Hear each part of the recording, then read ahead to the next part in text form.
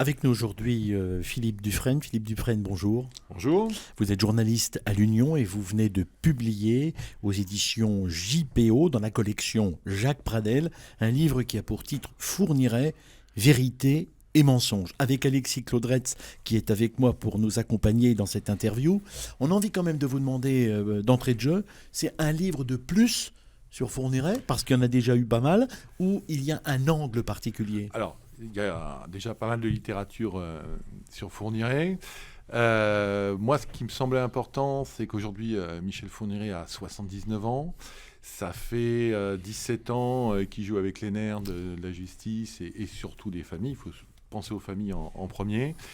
C'est un monsieur, on sait que sa santé mentale, je pense qu'il n'y a pas trop à discuter dessus. C'est quelqu'un qui a des gros problèmes mentaux, ça c'est une évidence, mais sa santé physique aussi se dégrade énormément.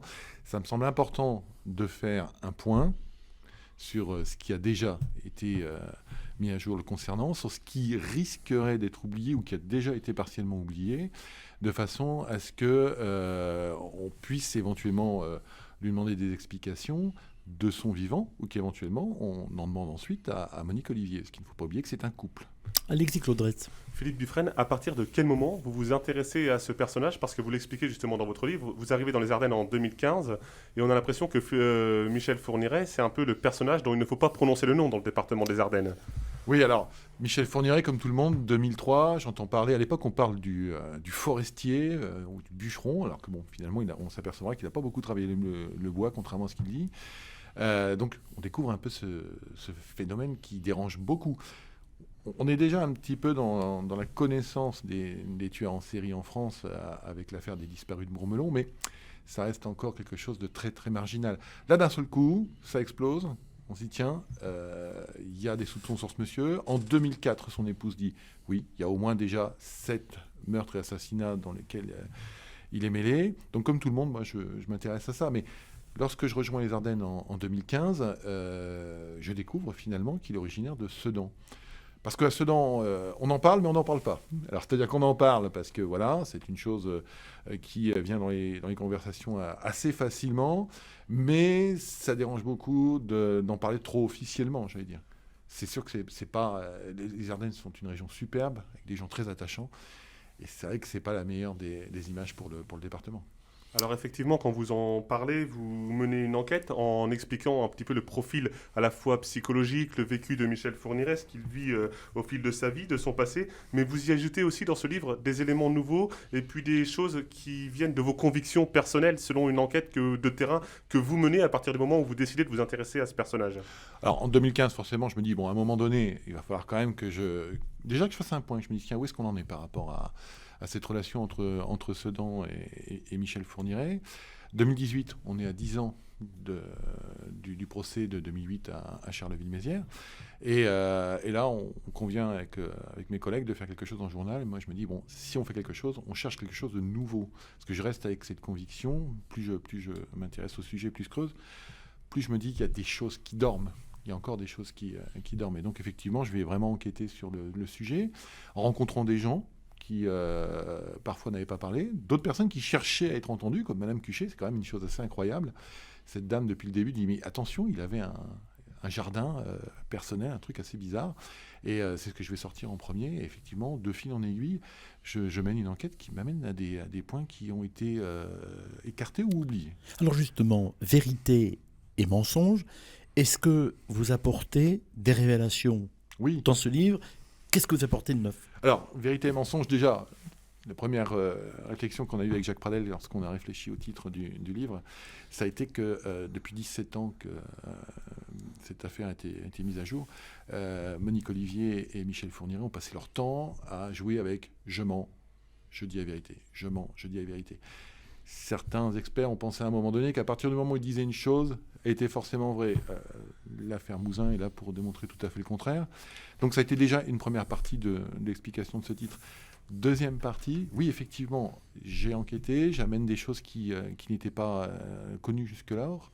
Il y a notamment une lettre que Michel Fourniret a adressée au journal, à l'Ardennais, en 2004, parce qu'il faut bien se souvenir que Monique Olivier l'accuse de plusieurs affaires pour lesquelles il y a des noms de victimes.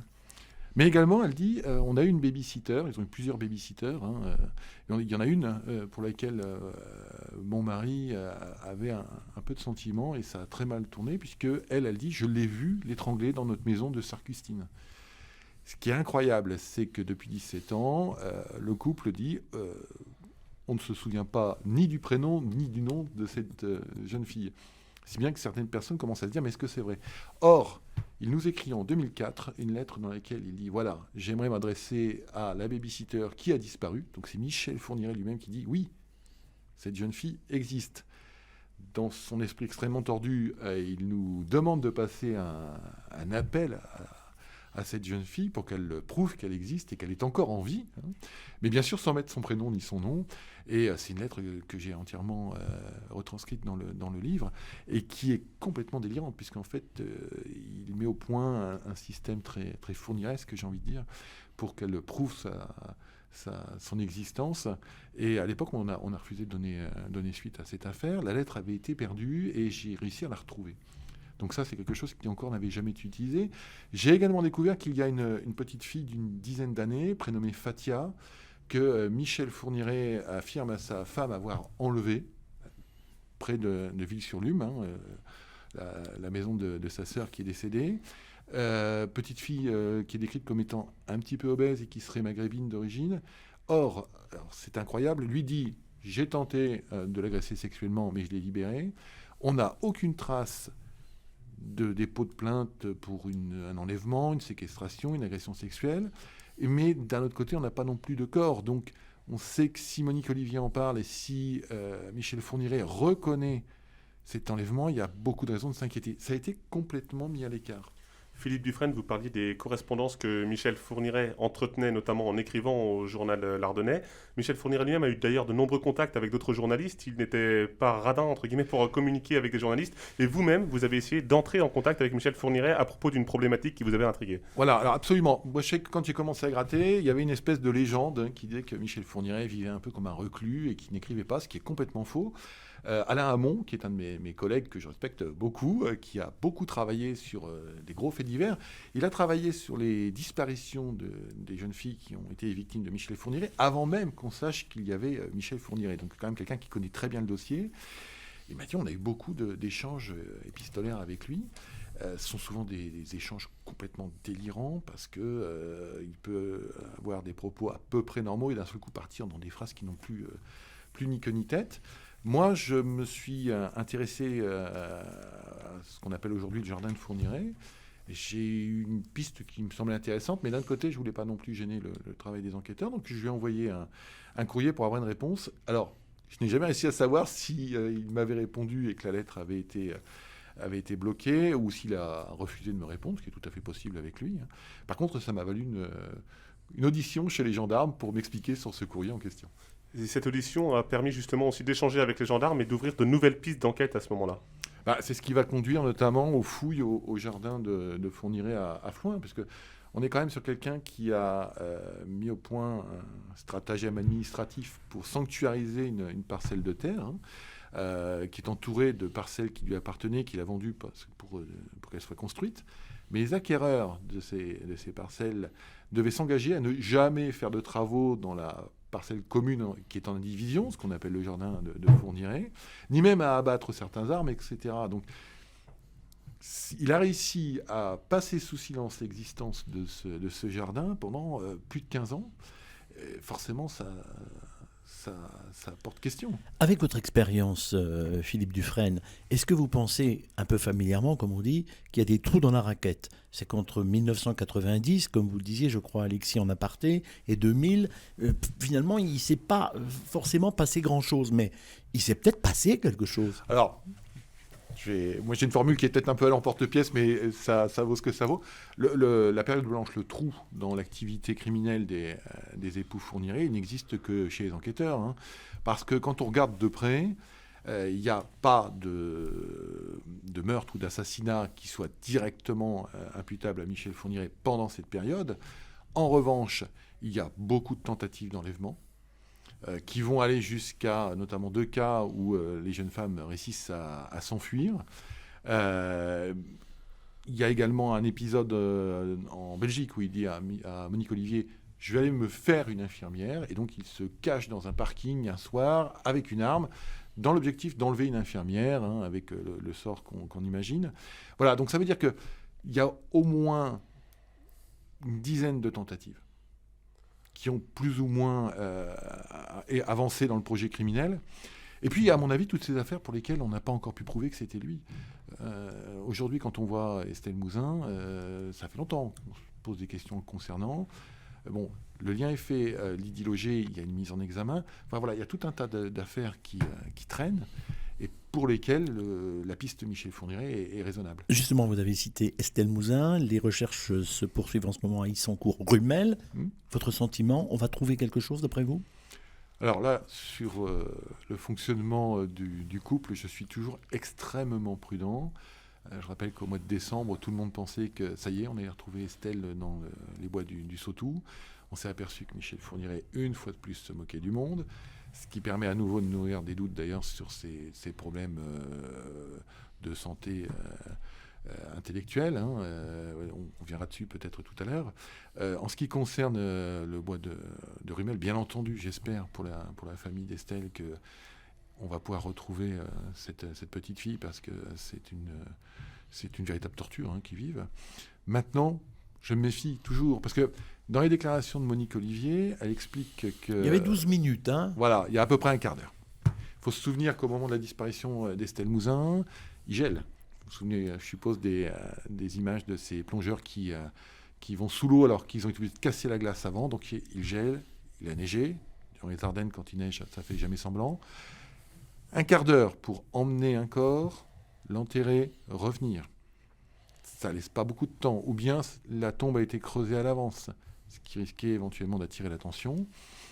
Donc forcément, j'allais dire que ça a un avantage, c'est que ça réduit la zone de recherche. Maintenant, on ne peut pas non plus ne pas envisager que le corps ait été déposé, puis déplacé. Le corps d'Estelle Mouzin, comme pour d'autres corps que l'on cherche encore, vous le soulignez dans le livre aussi, il y a pour vous peut-être des incohérences parfois sur les lieux des fouilles avec des endroits qui n'ont pas été fouillés, qui auraient peut-être mérité de l'être. On pense à cette souche d'un ancien sapin de Michel Fourniret par exemple, où on se demande, c'est la question que vous posez en tout cas Philippe Dufresne, pourquoi on n'a jamais creusé sous cette souche ? Oui, et puis j'allais dire que les affaires se croisent terriblement, mais j'étais aux assises il y a encore quelques jours pour l'affaire Naïs Guillaume, cette jeune femme... à côté de Carignan dans les Ardennes qui avait disparu quand même depuis 2017, si je ne dis pas de bêtises. Non, j'ai dit une bêtise. Donc, qui avait disparu depuis 2013. Donc, c'est une femme qui avait disparu depuis 2013.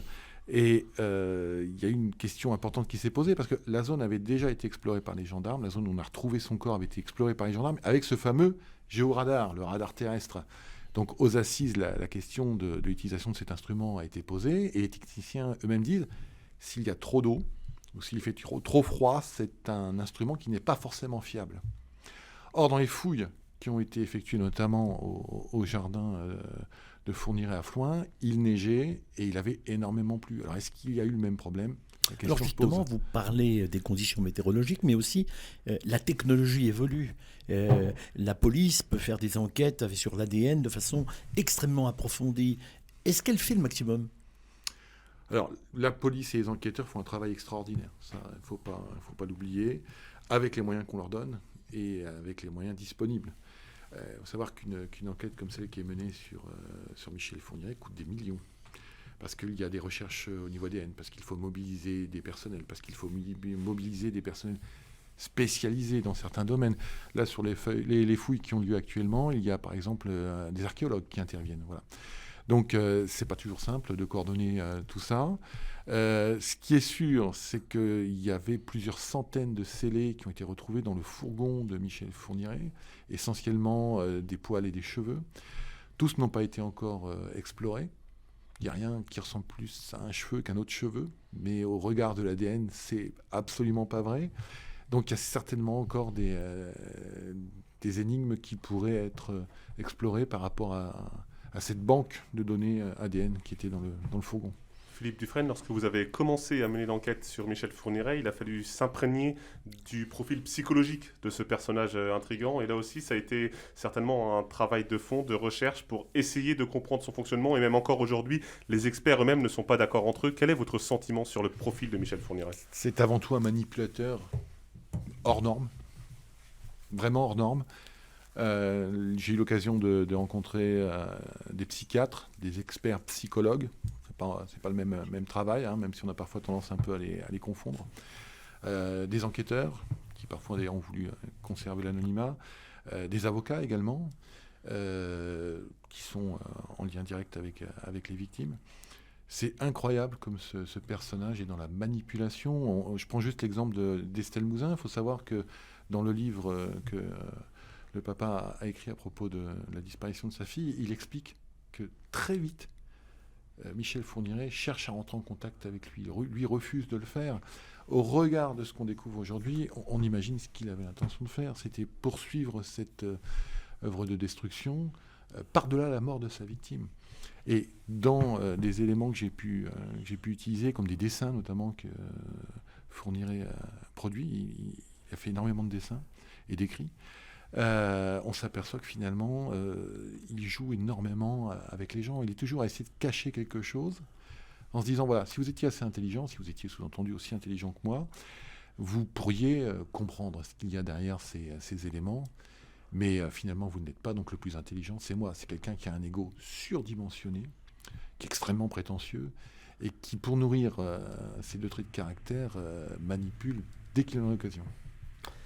Les enquêtes continuent, Philippe Dufresne. Alors, comment vous vous positionnez en tant que journaliste parce que vous connaissez bien les gendarmes se disent, voilà des journalistes qui enquêtent, vous apportez aussi d'une certaine façon une pierre à l'édifice.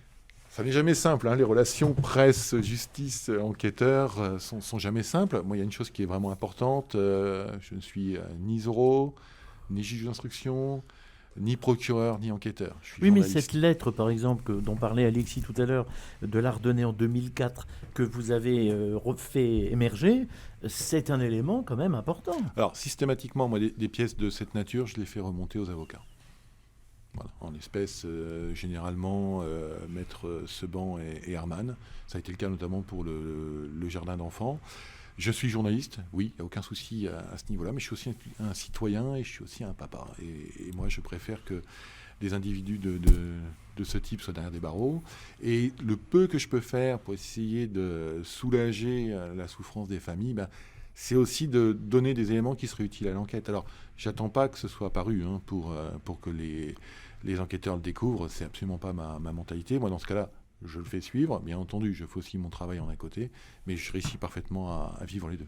Philippe Dufresne, vous êtes venu ici en studio avec nous dans les studios de RCF Reims-Ardennes. Vous êtes venu avec un exemplaire du livre. Vous êtes également en long format en vidéo. On vous invite à prendre le livre, à le montrer à nos auditeurs, juste ici à la caméra qui est juste devant vous. On peut le trouver, Fourniret, Vérité et Mensonge, depuis le 15 avril dans toutes les bonnes librairies, sur les plateformes de vente en ligne, etc. Tout à fait. Alors faites-nous une promesse, Philippe Dufresne. Peut-être un jour revenir en parler au moment des dédicaces. Il y aura certainement des dédicaces avec peut-être celui qui est responsable de la collection, Jacques Pradel. Tout à fait.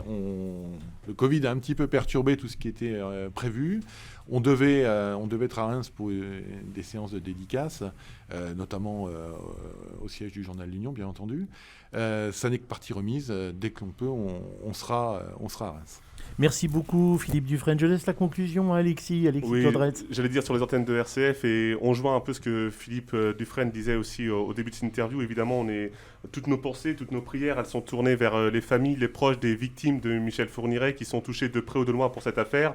Évidemment, on relaie l'information et le livre qui vient d'être écrit par Philippe Dufresne, Fourniret, Vérité et Mensonge. On a une grande pensée pour toutes les personnes qui peuvent être secouées lorsqu'on remue de nouveau ces affaires. Je voudrais juste ajouter une chose. Notre travail de journaliste est très simple. On est là pour empêcher d'oublier en rond. C'est une formule que j'essaye d'imposer un peu, surtout aujourd'hui où notre métier est quand même un petit peu menacé. On est là pour empêcher que ça tombe dans l'oubli et c'est pile le cas. Vous faites aussi d'une certaine façon œuvre de mémoire. Merci Philippe Dufresne d'avoir été avec nous. Merci. Vous êtes journaliste à l'Union, Vérité et Mensonge, Fourniret. dans la collection Jacques Pradel. Avec Alexis Claudretz, on vous remercie d'avoir été en direct avec nous sur RCF. Bonne journée, merci.